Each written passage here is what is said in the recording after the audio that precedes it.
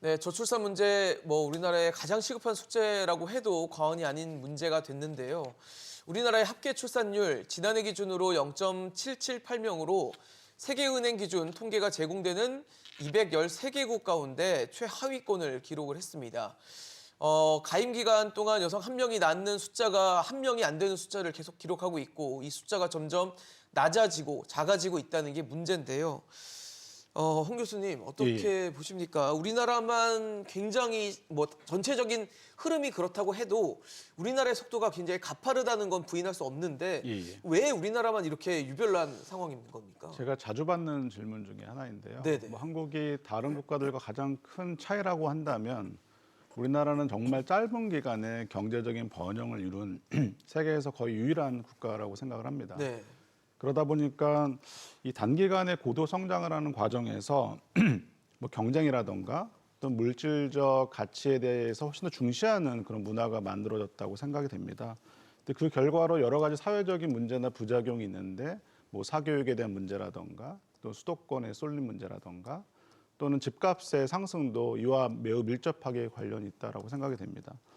문제는 다른 선진국의 경우는 상당히 오랜 기간의 경제적인 성장을 이루면서 이런 사회 변화라든지 사회적인 부작용이 상당히 점진적으로 일어났습니다. 그러다 보니 정책도 그렇고 사회 문화에도 상당히 잘 대응을 해왔던 반면에 우리는 너무 단기간에 사회 변화가 있었지만 정책이라든가 사회 문화가 또 인식이 이걸 따라가지 못하는 그런 문제가 다른 나라와 큰 차이라고 생각을 합니다. 그러면 이재우 교수님도 그렇게 보시는지도 좀 궁금하고 그렇다면 이미 지나온 시간들의 어떤 부작용 같은 건데 그러면 지금 이걸 바꾸기는 쉽지 않겠다는 생각도 좀 들거든요. 어떻게 보십니까? 한번 물꼬가 이렇게 큰 흐름이 한번 형성이 되면 흐름을 바꾸기 굉장히 어렵죠. 그렇죠. 지금 저출산 문제는 제가 보기에는 우리나라가 거대한 흐름에 지금 이미 타고 있는 것입니다. 근데 그 흐름을 갖다가 누구나 알고 있었어요. 60년대, 70년대를 거치면서 저희가 저출산이 아니고 고출산 때문에 그렇죠. 우리가 산하 제한을 많이 했잖아요. 예. 그런데 그때는 미래를 갖다 예측하기를 우리나라가 인구 폭발 때문에 큰일이 나겠다 이런 것 때문에 이제 산하 제한 정책을 했었는데 사실은 그게 어떻게 보면 단기연이었다고 저는 생각합니다. 좀 더 먼 미래를 보지 못한 거예요.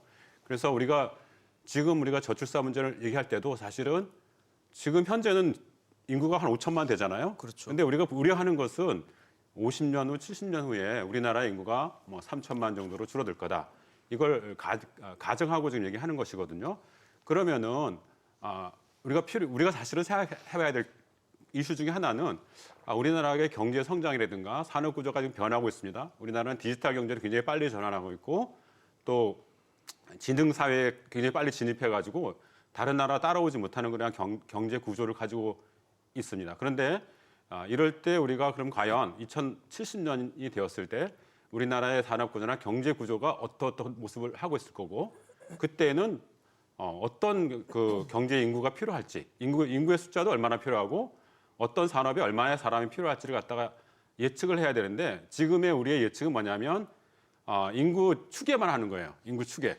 그래서 인구가 이제 2070년에 3,600만이 될 거다. 네. 이런 추계만 하고 있고 걱정만 하고 있는데 사실은 더 근본적으로 앞서야 될 것은 우리 미래가 어떻게 전개될 거고 미래를 좀 이렇게 예상을 해보고 우리의 산업 구조에 맞춰서 우리의 인구 숫자는 어떻게 갈 거고 그러면 지금 저출산이 그렇게 큰 문제가 되고 있다 그러면은 그러한 2050년, 2070년에 인구 구조를 어떻게 바꿔야 될 것인지 혹은 바꾸지 않을 수도 없을 필요도 있어요. 왜냐하면은 우리가 앞으로는 이제 굉장히 많은 그런 로봇을 사용할 거기 때문에 사실은 사람이 더 필요하지 않은 노동도 열릴 거고 그렇기 때문에 우리의 우려가 기울일 수도 있는 문제거든요. 그래서 그런 것들을 좀 정확하게 좀 잘 예측을 하고 거기에 맞는 정책을 해야 됩니다. 만약에 지금의 상태가 진짜로 저출산이 그렇게 큰 문제가 된다 그러면은 우리는 그 문제를 갖다가 타협하기 위해서 강력한 정책을 드라이브를 해야 돼요. 근데 제가 생각하기에 지금 모든 국민이라든가 젊은 사람들이 느끼기에 우리나라가 저출산을 하지 않는 이유는 뭐냐면은 우리나라가 아이 낳기 어려운 사회가 되었기 때문입니다. 그걸 갖다가 젊은 사람들은 다 느끼고 있어요.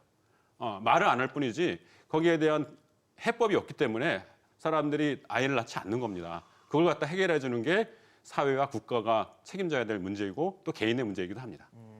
그러니까 장기적인 시기의 어떤 계획들도 필요하다까지 말씀을 주신 건데 박상희 소장님 보시기에는 어떻습니까? 지금 우리는 어떤 상황입니까? 예, 앞선 두 분의 패널들에 대한 그 의견에 동의를 하고요. 그러니까요. 제가 이제 몇 년 전에 포탈에 그 재미있는 건 아니지만요. 예. 여성 청년들이 정부 종합청사 앞에서 프랑카드를 들었는데 그 프랑카드의 문구가 정부야 아무리 나대도 우리가 고양이를 키우지 아이를 낳을 것 같냐. 그런 이제 프랑카드를 걸고 시위를 하는 것을 포탈에서 보고 참 씁쓸했는데요. 결국 이제 궁극적으로 2030 이 세대가 출산을 거부하는 거예요. 그러니까 궁극적으로 가족을 형성한다라는 것에 대한 두려움을 지금 갖고 있는 거잖아요. 그러니까 기존에 우리 부모 세대가 우리에게 물렸던 우리 사회의 결혼과 가족 문화를 거부하고 있는 것이다.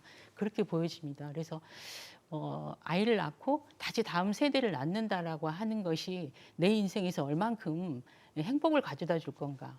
지금 현재로서는 굉장한 부담이거든요. 이제 그런 부분들을 잘 들여다봐야 되고 그것이 단지 어려운 것은 이것이 경제적인 문제만 해결돼야 되는 것이 아니라 우리의 가족 문화 전체, 더 나아가서는 우리 사회 전체가 굉장히 육아 친화적으로 그러니까 아이를 환대하는 그런 사회로 네. 변화해야 되는 문제이기 때문에 간단치 않은 문제다 이렇게 생각이 듭니다.